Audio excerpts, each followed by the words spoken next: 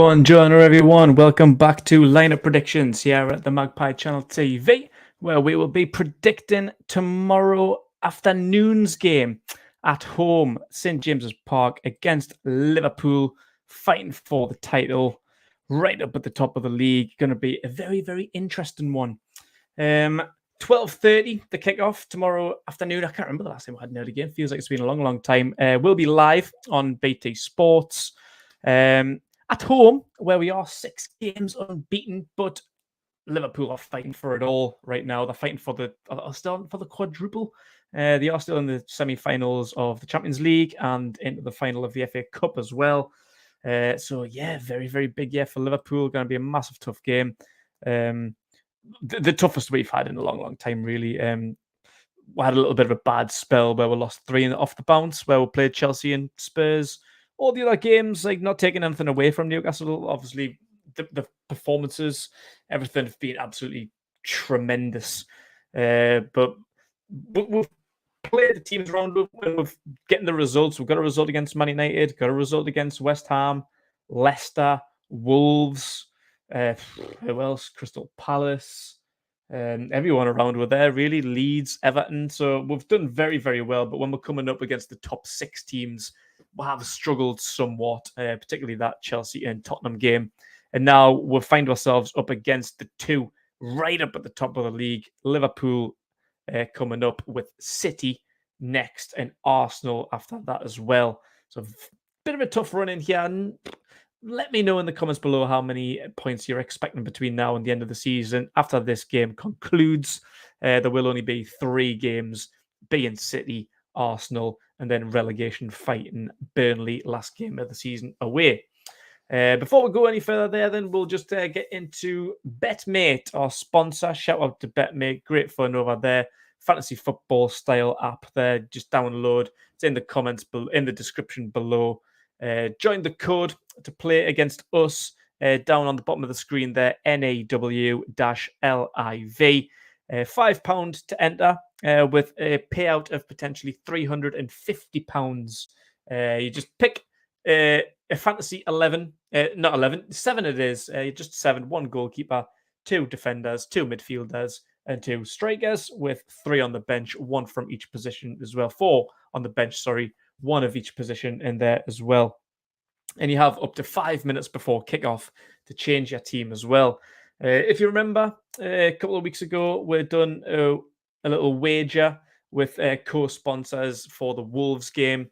Our friends down there at Talking Wolves, where me, Renty, Dave, and Matt went head-to-head. I think there was how many people were in that group? I think it was like 214 or something like that. So whichever one of us 4 came bottom of that league, we had to do a bit of a forfeit and wear the other team's opposition shirt. And of course, I lost. So I'd done my forfeit a couple of weeks ago, wore the Wolves top. And it's the same again, going up against AGT from the Cop TV. Same forfeit. Loser, the one that comes bottom out of us 3, will do a little forfeit on there. So I'll show you the teams that we've put up. So see if you can beat with. I've got Matty's there. That's his. Got 3 Newcastle players in there. You can only have 5 in the starting 11 from the same team. So if you're just thinking you can just bang it full of Liverpool players, then you're sadly mistaken. Got to put at least 2 Newcastle players in there. Renty's gone with 3. Matt Target, Bruno Guimaraes, and Joe Linton. Bruno captain as well. Interesting one there. This one's AGT's. He's pretty much gone for the same one, captain and Thiago, with only 2 Newcastle players, as you have to do with Bruno and Maximin as his option. And I'll show you mine. Pretty similar, really. Both got Alisson, Trent, Robertson, and defence. I've got Joelinton and Bruno as my midfield pairing, with captain and Salah and Mane up front. And we've got goalkeepers there as well. Subs as well. I can't remember off the top of my head who they are. They're not in the visual here. I've got Dubravka on the bench. I think Matty Target. Some Maximin on the bench, and maybe is it Keita I think I put on, or was it Thiago? I can't remember who it was off the top of my head. But yeah, so there are teams. If you think you can beat with, then by all means, Join up, £5 to play this week. Some entries are free. Some are £1, £3, just depends. There is a free one on this weekend. Let me get that one up. I can't remember exactly which one it is. It is Watford versus Burnley. So the Watford-Burnley game is free. Enter that. There is a payout of up to £80 in that one. The Man United-Brentford one, that is also available at different rates, £1, £3 and £5. The more you put in, the more you can potentially get out. And you don't need to win it. You don't need to come top. As if you have been watching these videos, you'll know that after my defeat against Wolves, I bounced back and bounced back well. Which one was it? Was it the Leicester game? I think it was. I came top that one, so took home the prize money, all of it, not just the runner-up prize. The game against Norwich, though, I did come runner-up to Pasty Guy, and there it is. You can see how that lays out there. So I came second, took home £10. Pasty Guy went home with £25, and a couple of others there with runner-up prizes as well. So good fun. Come and enter. Join us, see what is like, and you can see where the league table is, see which one of us three comes bottom, and we'll have to do the forfeit. So back into the game there then, and yeah, like I say, Liverpool, tough team on for the treble or quadruple, wherever they're at. Second in the league as things stand right now on 79 points, only one behind Man City. So this being the early kickoff, Liverpool win this. Temporarily, at least, they'll go 2 points ahead at the top of the table. Man City play Leeds at 5:30 tomorrow. So obviously things might change by then. And both teams will only have 4 games left after this. So yeah, Liverpool could find themselves top of the league, only temporarily with 4 games left. So it's heating up massively at the top of the table. For Newcastle, we are sitting in 9th with 43 points, with only 3 games left after this. City, Arsenal, and Burnley, as mentioned before. We won't go up, depending on the result, as where things are. I think Wolves are in 8th, quite a few points ahead of where we are. So, yeah, we won't go up any from 9th, but there is potential that we could go down as far as 13th with a defeat, and depending on other results as well. There's 4 teams below us on 3 points or less between us. So Southampton are one of them, who play Palace at 3 o'clock, and Brighton playing Wolves at 3 o'clock. Leicester are another team who play Spurs on Sunday, and Brentford against Man United on Monday. So I'm not really expecting all of them to win, particularly not Brentford, maybe not Leicester against Spurs. Brighton Wolves going to be an interesting game. Southampton and Palace going to be a very interesting game there as well. So I do expect them to maybe drop down at least one spot. Could finish the weekend in 10th, maybe, I think, depending on the result, of course.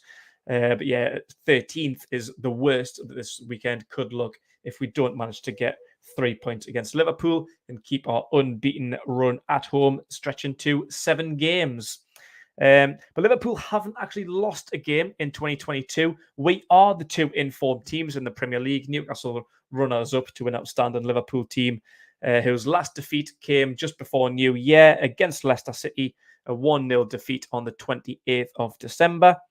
Since the turn of the new year in this calendar year, 2022, they've only managed to drop 4 points. That's 2 draws, won every other game, 2 draws. And they were against Chelsea and City, the other 2 teams in the top 3 there.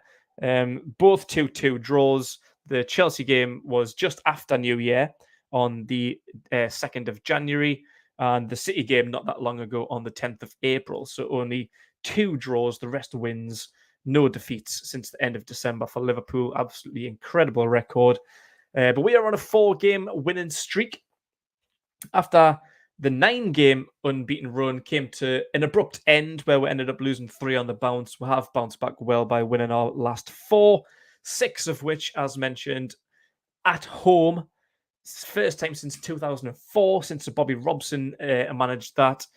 What an achievement that is by Eddie Howe. First Newcastle team to win 6 games in a row at the Fortress St James's Park since 2004. Nearly 20 years. That is incredible. It's mental to look at it. Like, the job Eddie Howe is doing is absolutely amazing. So I think things will be interesting these next few games. Liverpool, City, and Arsenal coming up. Hopefully, we can manage to salvage some points. I know we're going to come into this game as underdogs, despite the form. City and Liverpool outstanding. Arsenal's found themselves in pretty good form recently at the minute as well. So yeah, hopefully we don't tank. I know we're safe. We don't want that to happen. We don't want all of our hard work to come to an end. I think the highest we can possibly finish probably is ninth. So if we can't finish in the top 10, ninth or 10th, that would be outstanding. What an achievement that would be. So if we can scrape out a couple of draws, sloppy, maybe some horrible games, horrible fixtures, but as long as we can bring out a couple of draws, get some points on the board, and obviously beat Burnley last game of the season to get 3 extra points, we can definitely finish ninth or 10th. Into some team news there then. And Liverpool are set to be without Roberto Firmino. He's missed the last 3 games with a foot injury and still isn't expected to be back for this game. Shouldn't be too far along in his recovery there. Tsimikas, the Greek centre left back, has returned to training after missing out on Wednesday's Champions League semi-final game against Villarreal through illness. And Curtis Jones missed out training yesterday. So Curtis Jones is coming in as a doubt, as is Tsimikas, and Roberto Firmino is expected to miss out as well completely. Maybe some good news there on Newcastle's long-term absentees. We may get our boys back by the end of the season. Fingers crossed. Of course, I'm talking about Callum Wilson and Kieran Trippier. Eddie Howe mentioned them in his press conference this morning, saying that we definitely won't rush them back. We won't put them at risk, but if they're fit, we'll use them like any other player. So yeah, I might just squeeze them in, maybe a little bit of rotational roles off the bench just to see how they are. Like I say, he's right. No need to rush them back. We're safe now, but yeah, we've got some big important games still. Despite we're not going to finish in a Europa League spot or anything yet, but we still want to try and finish as high as possible. Go out on a high, and yeah, top 10 would be just incredible. So it'd be nice to see these 2 back because they are big players in our squad. But yeah, don't want to rush them back and ruin that summer, basically. If you ruin the injury, they'll be out for a long time as well. Hopefully be back by the end of next season, but still, it's worthless. Yeah, so I think it's important that we'll bring them back, but don't put them at risk. They've had targets and goals to hit, and when you're injured, it's important you have those things. Kieran, we've seen on the grass, and he's trained with us for 1 session. Callum isn't quite there yet, but he's injured closer and doing a lot of work with the sports science team. So yeah, we've pretty much the same information as we've had for the last few weeks. Kieran Trippier coming along really well. Callum Wilson not as well, but both still aren't a million miles away from full fitness. So definitely hope we can see Kieran Trippier back. Hopefully, maybe by the Arsenal game, maybe ready to start that last game against Burnley. And same with Callum Wilson. I think maybe that last game against Burnley is probably his target to get back and get some minutes and hopefully get another goal or 2 under his belt because he's still our top goal scorer this season. And Fabian Schär, congratulations to him, signing a new contract today. Was expected to be out of contract at the end of the season. Couple of months he'd be available on a free, but we'll have to tie him down to an additional 2-year contract. So it wasn't to say Fabian Schär earned it. It's been amazing.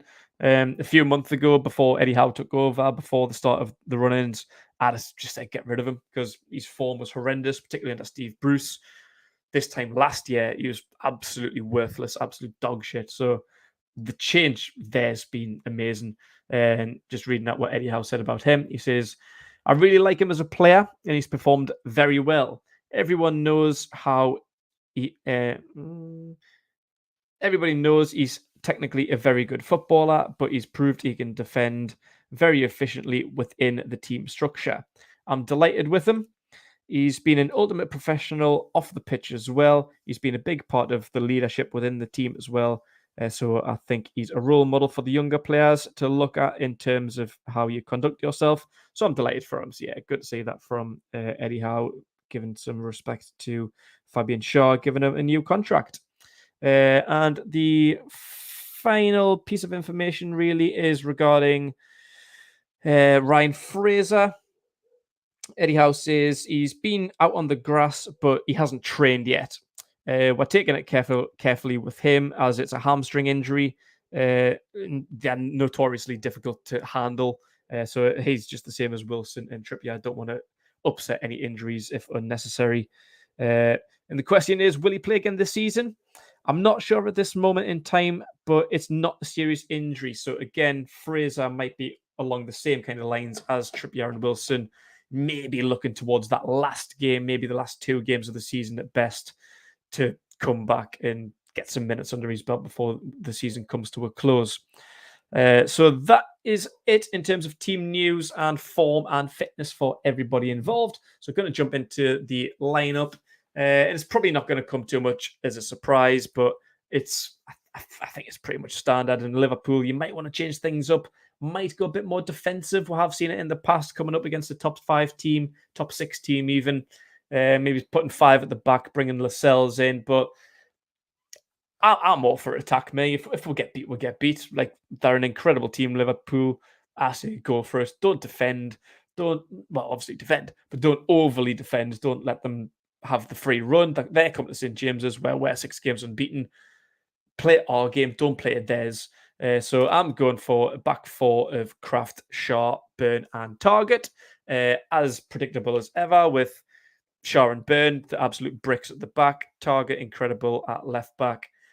And Emil Kraft, who was coming to his own with some absolutely outstanding performances in the last few weeks. Finally getting some credit that he deserves. But yeah, coming up against the likes of Luis Diaz, Mane, Salah, whoever else there might be up there, Kraft might have a very, very tough game. So maybe it's wise to maybe put a back 5 in, bring Lascelles in just to toughen up the back line there.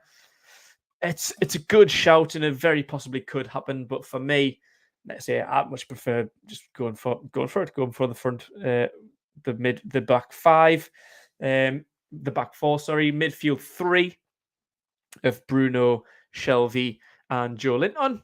Joe Linton, decent form now, got a couple of goals, needed them goals for his confidence against Norwich.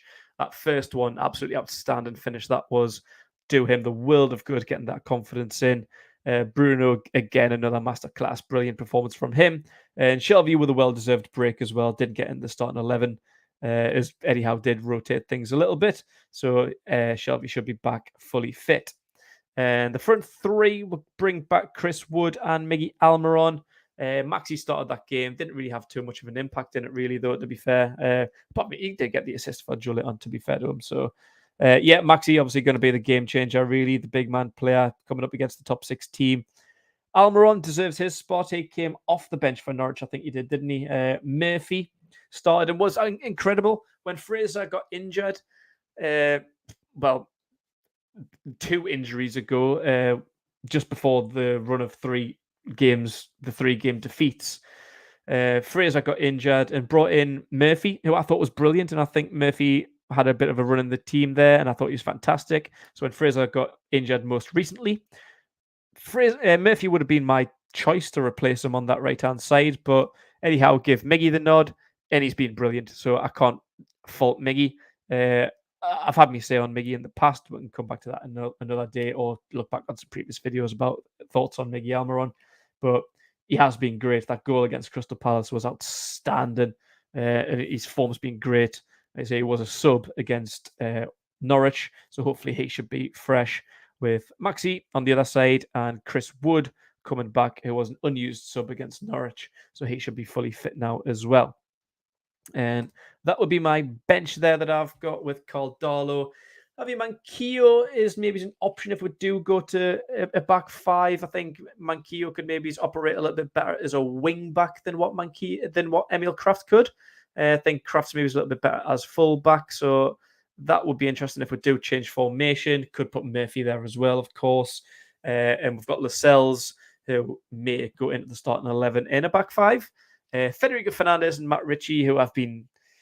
Well, Matt Ritchie got a game the other day, didn't he, to be fair? Matt Ritchie played for the first time in a long, long time, but I think it was maybe for rotational purposes, just to keep him in the squad, keep some fresher legs elsewhere. But Longstaff, Joe Willock, Murphy, and Gale. Will shout out Joe Willock, though. I think it's going to be hard to leave him out, as he's been brilliant for the last couple of months as well. been a big fan of the work that Joe Willock's been putting in.